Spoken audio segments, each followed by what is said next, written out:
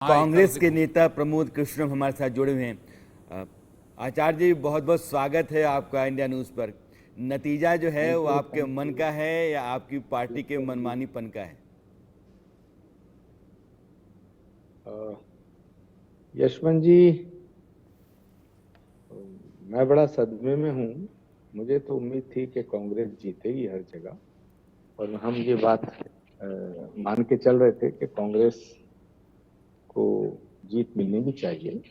हालात भी ऐसे नजर आ रहे थे, लेकिन जिस तरह से परिणाम आए हैं और परिणाम आ रहे हैं, तो वो ऐसा साबित करते हैं कि कहीं ना कहीं बहुत भारी चूक हो रही है। रणनीति बनाने वालों ने जो रणनीति बनाई और चुनाव का संचालन जो किया गया, वो अलग दिशा में जा रहा था और जनता की भावनाएं अलग दिशा में थी। इसीलिए मुझे लगता है कि ये परिणाम आया है, और ये कांग्रेस पार्टी के लिए इसके बहुत दूरगामी परिणाम और दूरगामी नतीजे अ, होने जा रहे हैं। आचार्य जी, आप तीन और बुनियादी बातों पर सवाल उठा रहे हैं। आप ये कह रहे हैं कि प्रबंधन, रणनीति और संचालन, इन तीनों के लिहाज से बहुत कमी रह गई, और जब आप चुनाव मैदान में उतरते हैं और ये तीनों कमज़ोर हों तो फिर जीतने की कोई गुंजाइश तो बचती नहीं है। इसका मतलब पार्टी लड़ी नहीं थी क्या? यशवंत जी, ये भी देखिए, जब चुनाव होता है तो चुनाव में ना बहुत सारे कारण होते हैं जीत के, बहुत सारे कारण होते हैं हार के, लेकिन कुछ प्रमुख कारण होते हैं और आचार्य जिनसे प्रमोद कृष्ण को क्या लगता है, प्रमुख कारण कौन से हैं वो? मुझे लगता है कि एक तो सनातन का विरोध। सनातन भारत की आत्मा है, और सनातन का विरोध करने वालों के साथ हम खड़े हो गए।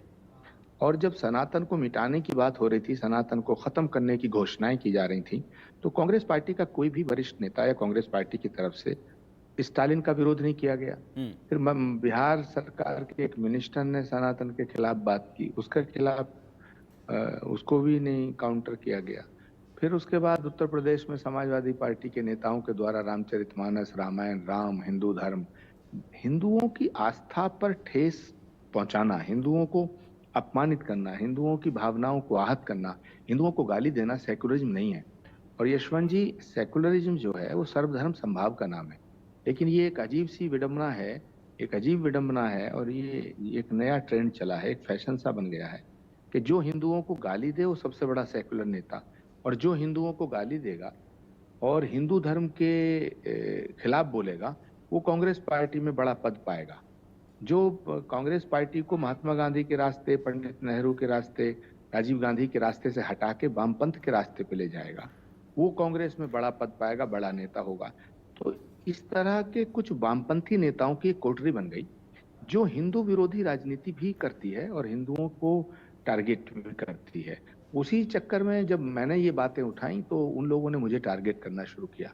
और एक बड़ी विडंबना है कि कांग्रेस पार्टी को इस पे चिंतन करना पड़ेगा कि जो सच बोलता है वो भाजपा में चला जाएगा, या जो जो भी सच बोलेगा कांग्रेस पार्टी का, जो कहेगा भी ये फैसला ठीक नहीं है, तो उसके खिलाफ एक कोटरी है जो षड्यंत्र करती है, कॉन्स्पिरेसी करती है, और उसके बारे में उसका करेक्टर एसिएशन करने की आचार्य जी, कोशिश की चूंकि जाती है, आपको और मैं रोक कांग्रेस नहीं रहा हूं, आप बहुत को गंभीर भ्रमित बातें कर करती रहे है। हैं। मैं आपकी बात को दो टुकड़ों में रख रहा हूं ताकि आगे आपसे सवाल करना मेरे लिए आसान हो जाए।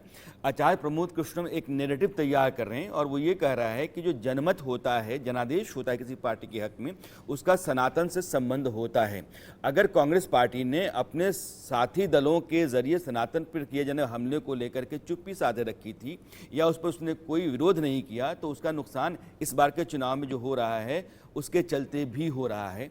दूसरा, कांग्रेस के भीतर आप कह रहे हैं कि सनातन विरोधी तत्व हैं जो पार्टी को नुकसान पहुंचा रहे हैं और वो चाहते नहीं कि पार्टी सनातन के साथ मिलकर के चले। दो अलग अलग चीजें हैं और दोनों एक आरोप की तरह हैं कांग्रेस के ऊपर।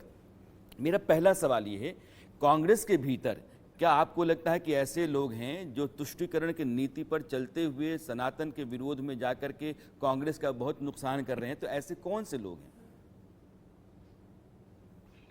देखिए यशवंत जी, ये इसके साथ साथ एक और बहुत बड़ी गलती हुई, जो ये जातीय जनगणना के नाम पे जातिवाद का जहर परोसा गया। भारत एक ऐसा देश है जिसने जातिवाद की राजनीति को कभी स्वीकार नहीं किया। भारत की संस्कृति, भारत की सभ्यता कर्म के आधार पर वर्ण व्यवस्था में विश्वास रखती थी, लेकिन अंग्रेजों ने इस जातिवाद को पनपाया। और अभी कुछ दिनों से ऐसा हुआ कि कुछ सलाहकारों ने कांग्रेस लीडरशिप को ये सलाह दे दी कि आप जातीय जनगणना, जातिवाद की राजनीति करिए।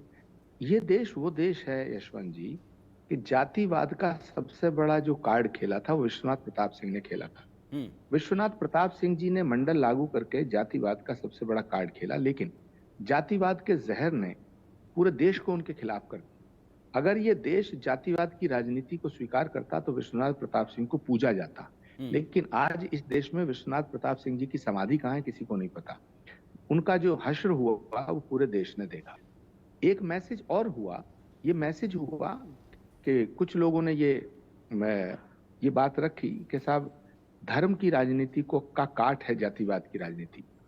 तो हिंदुओं में ये मैसेज चला गया, सनातन धर्म को मानने वालों में ये मैसेज चला गया कि भाई हिंदुत्व को स्प्लिट करने के लिए, हिंदुत्व को बांटने के लिए ये जातिवाद की बात की जा रही है जो हिंदू धर्म के खिलाफ है। तो सवाल इस बात का है कि ये सब चीजें देश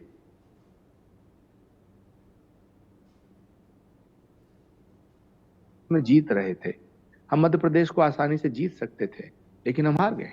हम छत्तीसगढ़ को जीत रहे थे, हम हार गए। राजस्थान का जो इशू है, राजस्थान का जो इशू है उसमें भी 2-3 बातें बड़ी गंभीर हैं। ये इन बातों के साथ साथ वहां सचिन पायलट की तौहीन करना, सचिन पायलट को बेइज्जत करना और प्रतिभाओं का दमन करना, ये देश की जनता को स्वीकार नहीं हुआ।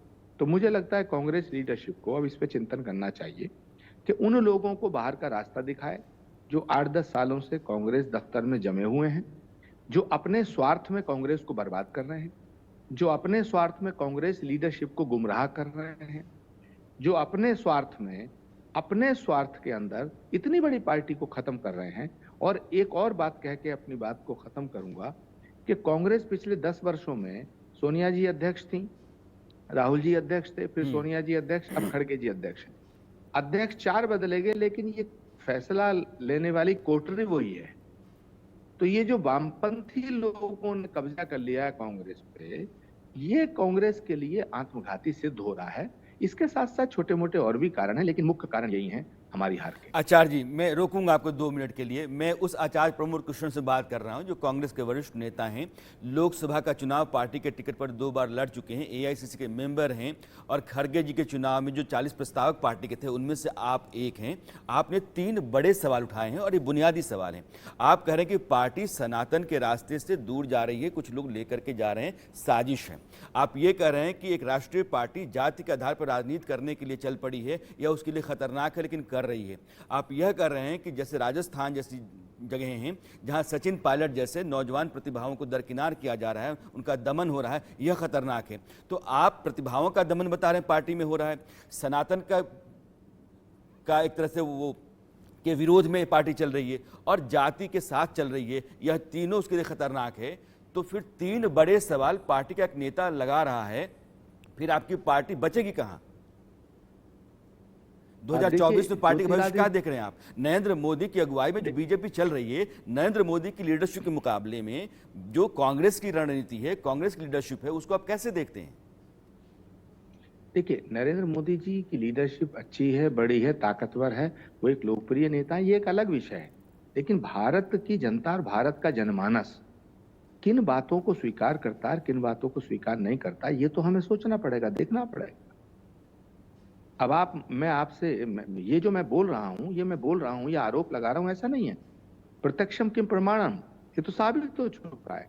आखिर कौन सा कारण है मुझे आप बताइएगा। हमें लड़ना भाजपा से, हम लड़ते हैं कुछ एंकर से, हम बायकॉट करते हैं कुछ एंकर का। हमें लड़ना भाजपा से, हम कुछ चैनल का बहिष्कार कर देते हैं। ये फैसले, ये बेतुके फैसले हैं, इन फैसलों की समीक्षा होनी चाहिए। हमें लड़ना है भाजपा से, हम लड़ते हैं वंदे मातरम से। हमें लड़ना है भाजपा से, हम लड़ते हैं भारत माता की जय से। हमें लड़ना है भाजपा से, लड़ते हैं हिंदुत्व से। सनातन को मिटाने की बात करने वालों के साथ कांग्रेस कैसे खड़ी हो सकती है? कांग्रेस वो पार्टी है यशवंत जी जो महात्मा गांधी के रास्ते पे चलती है, जो कहते थे रघुपति राघव राजा राम, पतित पावन सीताराम।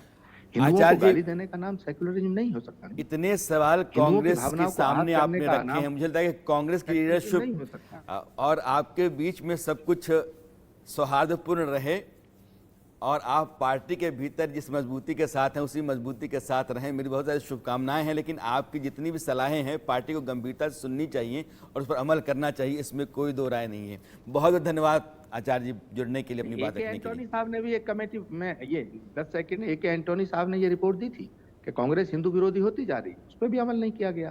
तो जी। मैं नहीं कह रहा हूं, और सब लोग कह रहे हैं, और सब लोग इस बात को उठाएंगे, और पार्टी के हित में इस बात को उठाना चाहिए। आखिर कौन सा कारण है कि लगातार हम हारते जा रहे हैं? ये एक सबसे बड़ा विषय है। कौन लोग हैं जो पार्टी में गलत फैसले करा रहे हैं? कौन लोग हैं जिनके फैसलों से पार्टी हार रही है? कौन लोग हैं जिनके फैसलों से ये मैसेज जा रहा है कांग्रेस हिंदू विरोधी पार्टी? ऐसे कौन लोग हैं? जी आचार्य जी, तो इन लोगों बहुत के खिलाफ बहुत कार्रवाई बहुत होनी शुक्रिया जुड़ने के लिए और हमसे बात करने के लिए।